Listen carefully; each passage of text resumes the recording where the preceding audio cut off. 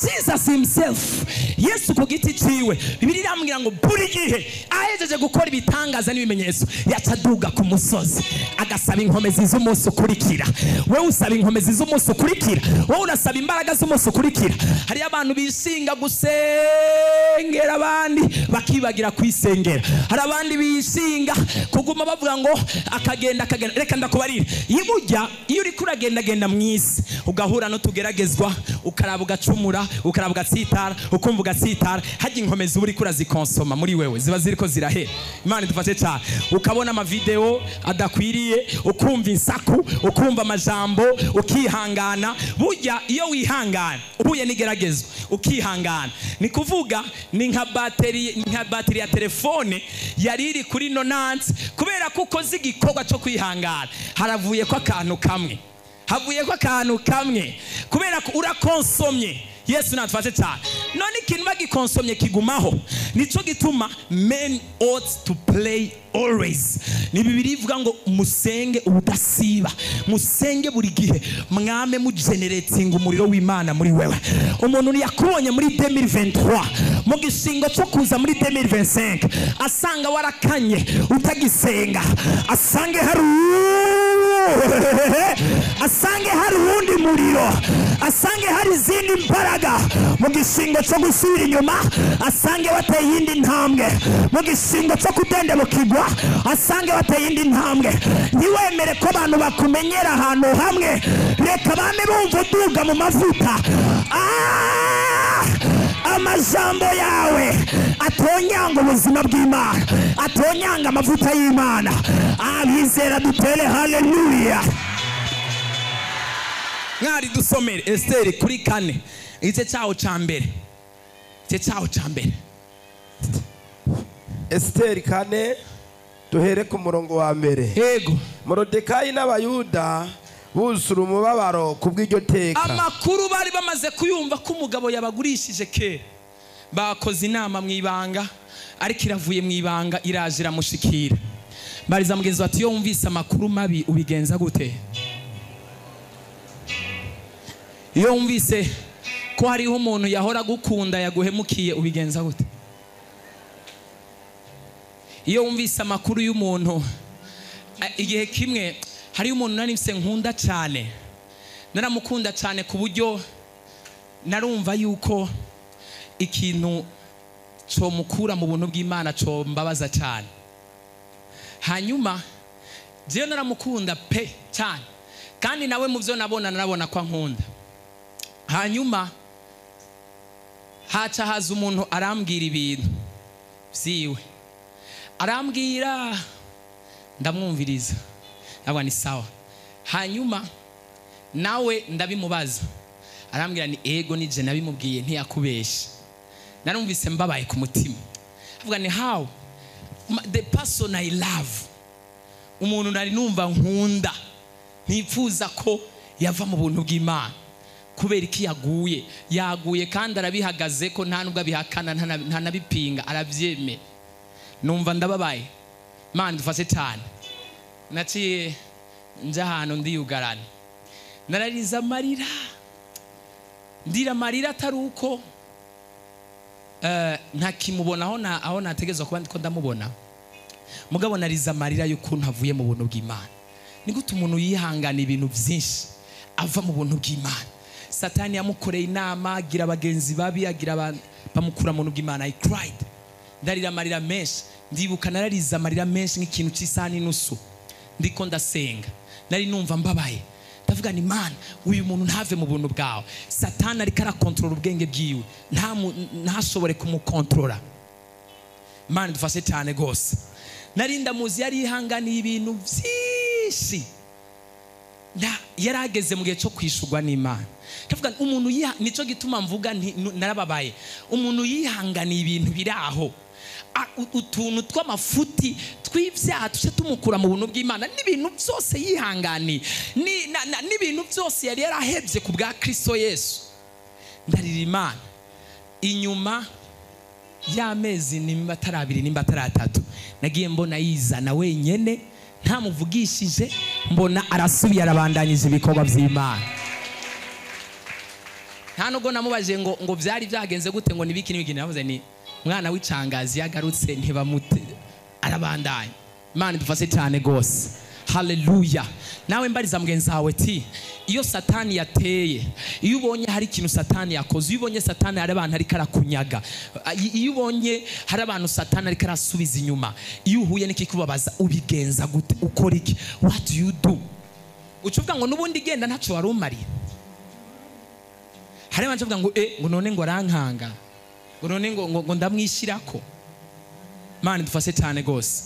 Mugihe ubona ko hari umuntu Imana yagushize imbere, umugabo wawe, umwana wawe, uri umukozi w'Imana, n'umuntu urongoye umuryango whoever, ukabona satani kari karakora amatake yo kumwaprocha, yo kumwegera no kumwaprochinga amutwara, ntuwicare ngo uvuge ngo nta kundi ngo reka ndamureke.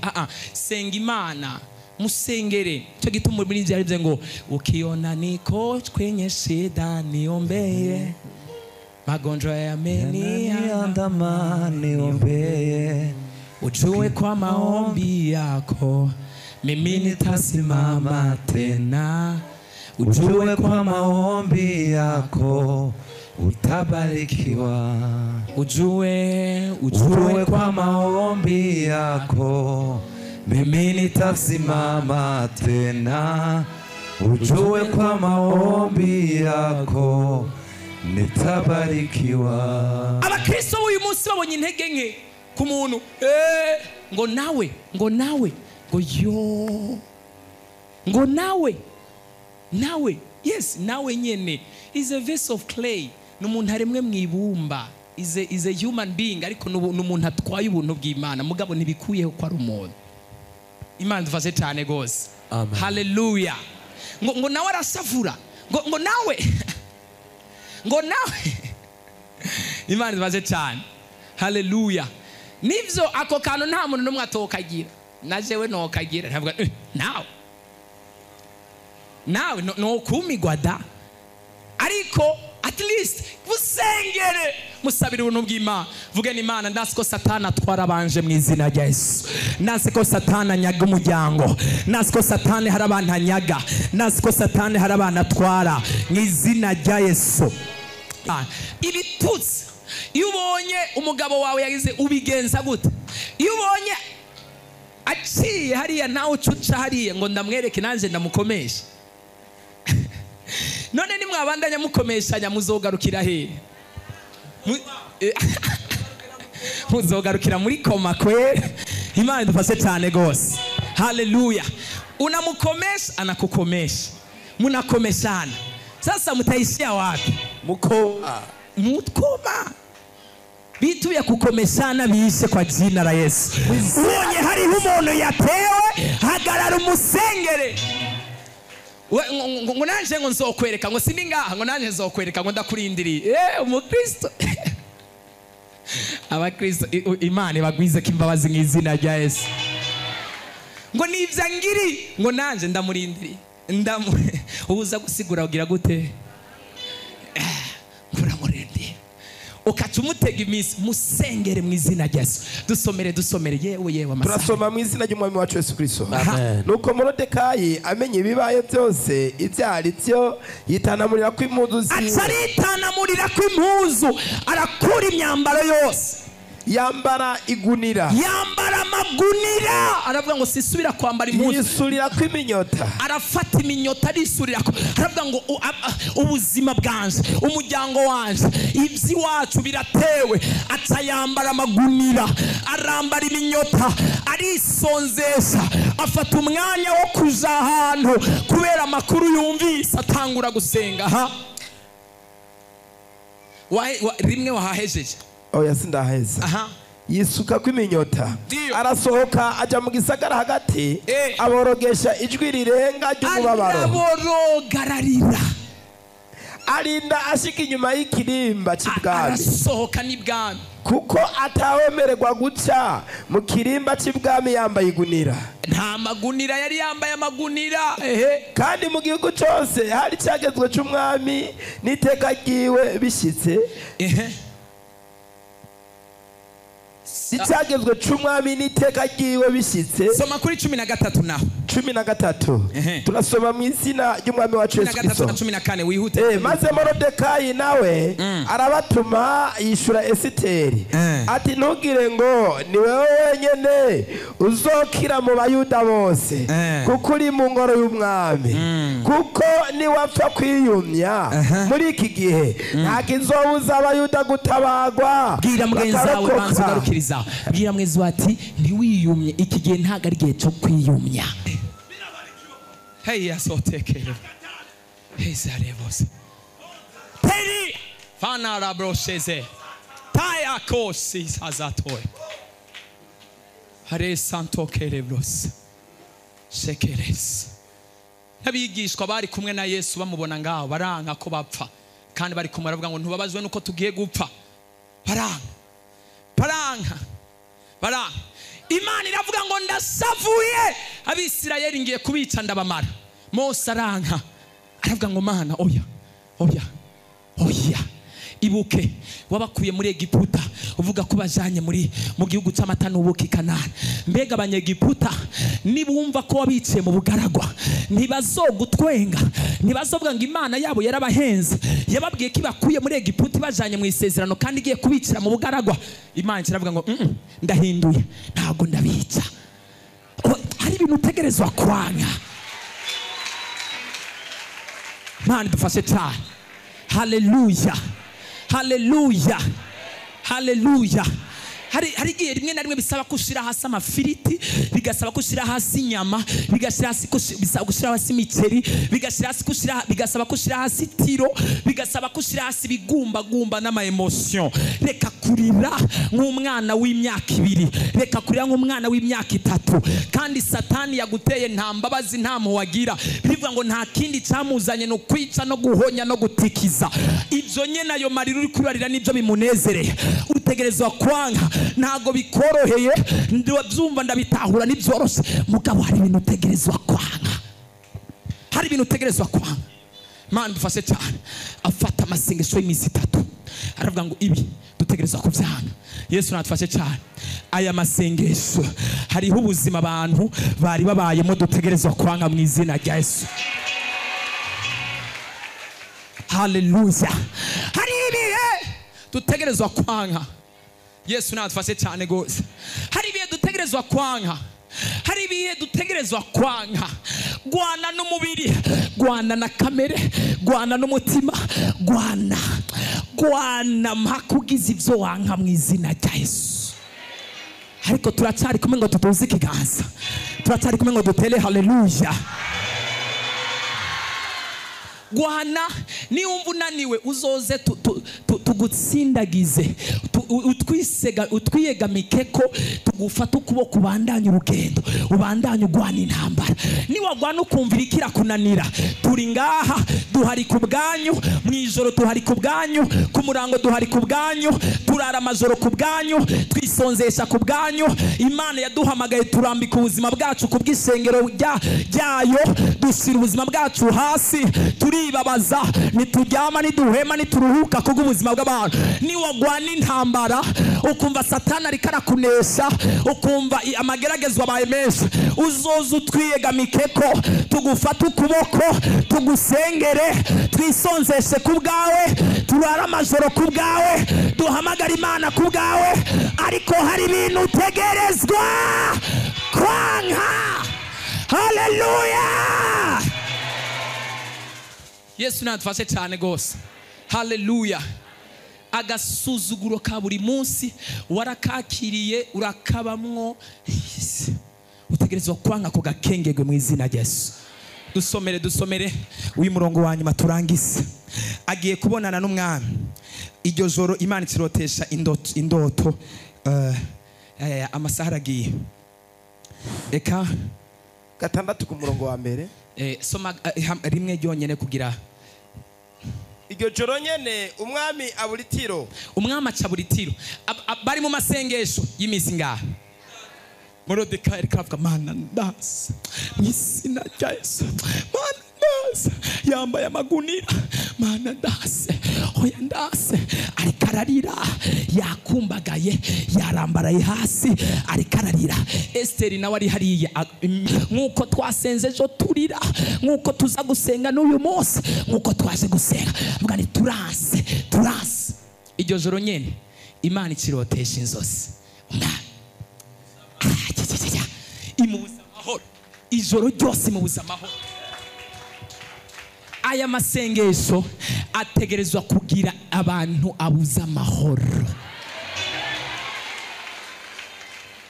Mpaka bakwibutse, nimba ari umusheri yagutaye atakurondeye ntago aza kuronka amahoro mu izina rya Yesu. Abantu sinzi ko bariko baranyumva. Nimba ari umuntu yahora agufata ukuboko agufasha mu bufasha runaka, uyu munsi akaba araravye hariya, mudasubiye kuvugana, Imana iramubuza amahoro mu izina rya Yesu. Mu majambo makeya, umuntu wese afise inyishu y'ikibazo cawe, muri aya masengesho y'imisi 3, Imana imubuza amahoro mu izina rya Yesu. Imana imubuza amahoro mu izina rya Yesu. Imana imubuza amahoro. Niyasinzira mu ijoro abona ishusho yawe, niyagenda muri dushe abona ishusho yawe, niyinjira muri bisi yumva izina ryawe, ayakatata kapelebosa keniyaza, niyaza gutwara imodoka agume yumva izina ryawe, abantu bibagiye amazina yanyu agume yumva izina ryawe, niyagenda kuryama mu gitanda, niyarota wewe, niyakubona abona uri kuramubwira ko wamhevye ndugu yangu bimeze gute, abona Imana imubwira ngo uyu muntu umusira amafaranga, uyu muntu umusira umutahe, uyu muntu ugende umufashe. Abizera barihe bahaguruke batere haleluya. Ariko ni woteri yindi haleluya. Umuntu wese afise inyishu y'ikibazo cyawe abura amahoro. Umva, nimba hariho umuntu, umva, nimba hariho umuntu afise amafaranga, mugabo ayo mafaranga Imana yavuze ko yagutumberezako, niya yashyira kuri konti abura amahoro ayakureko, ayakuzanire. Niya yashyira munsi y'igitanda ayakuremo, ayakuzanire. Niya yajana kuri rimikashi vyanke ayakurungikire. Inyishu yawe ahiri uyu mwanya ntisubire gutekana, igutumbere. Niko ndabona abantu bizera bariko baravyakira ngaha.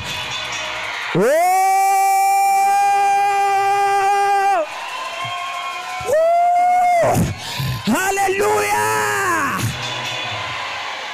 Abura amahoro. Iryo joro Imana imubuza amahoro. Ndiyo imubuza amahoro. Na reka amafaranga yari wawe no kuri konti umuntu arayavana yakayakuzanira. Aya mafaranga reka Imana nayabitse, numva ikintu kiguma kimfata mu izosi kimbwira ngo aya mafaranga ntayakuzaniye sinjyama sizi. Ariko abantu murizera ibitangaza, murizera ko icyo umuntu atahokija, murizera ko turi mu masengesho yo kwa wanke rero ko n'ikintu cyawe kigenda ahandi kandi ari icy'iwawe. Nimba ari iby'iwawe, nimba ari umugisha wawe, aho uri hose ntusubire gutekana, Imana igutumbereze ko mu izina rya Yesu. Haleluya. Ibyo aho simbira ku gice cy'indwi. Igice cy'indwi usome ku murongo wa 5 ugeze ku murongo w'9, niho hanyuma dusomye, nta handi dusoma.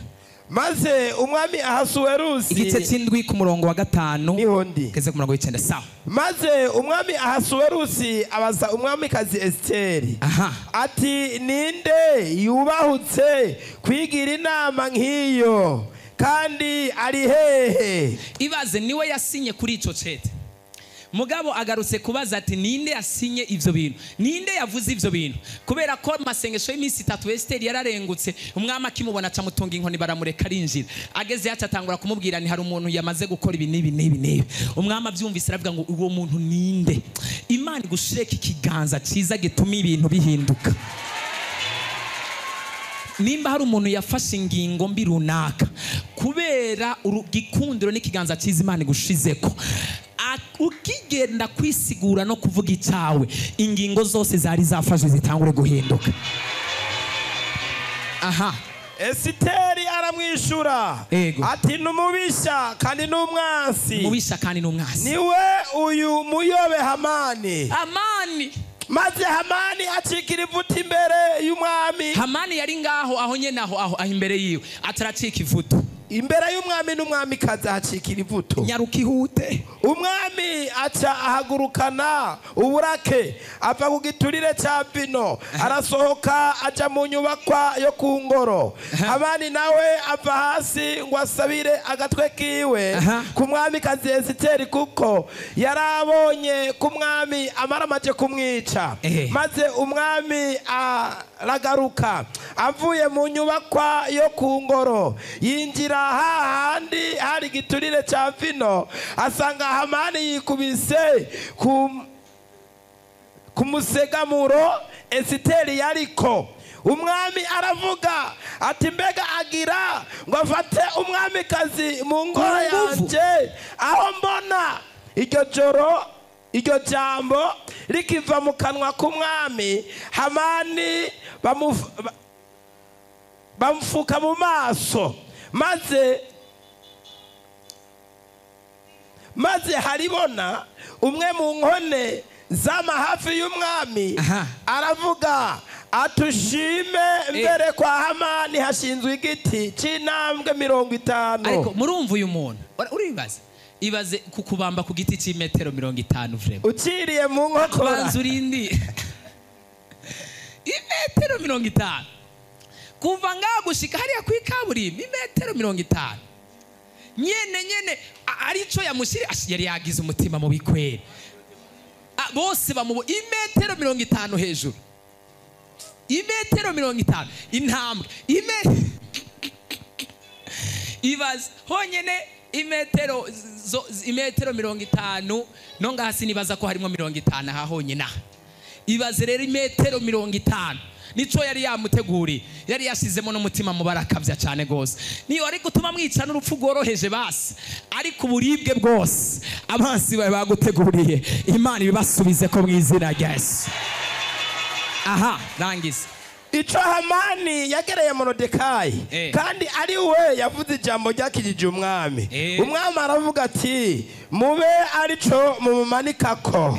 Nuko Hamani bamumanika kuri cya giti nyene yari yateguriye Morodekayi. Bazurake bw'umwami burahwama. Amena. Tela haleluya. Abavuga yuko uzopfa kubera ibyo bagukoreye, Imana itume bagutanga kubona ibyago bariko barakwipfuriza. Umuntu wese ariko arakwimbira icobo azogutanga kukigwamo mu izina rya Yesu. Yesu natufashe cyane gose. Haleluya. Ntago turiko turasengera abantu nabi, nta nubwo twigera dusengera abantu nabi. Yesu natufashe cyane gose. Ariko Imana n'umucamanza w'ukuri, iyo dufukamye tugasenga iraca urubanza rukwiriye umuntu. Yesu nadufashe cyane gose. Umuntu wese ariko aragutuma urara utaryamye, utaronka amahoro, utaronka umunezero, yakwimbiye icobo, anezererwa nuko uri kurarira, anezererwa nuko wirukanywe, anezererwa nuko watawe, Imana yo mwijuru imwaka umunezero yariko aratuma anezerererwa n'ubabare n'uburuhe mu izina rya Yesu. Haleluya. Tugiye gufata umwanya wo gusenga. Tugiye gusenga. Naje gusoma Bibiliya, nta Bibiliya nongera gusoma.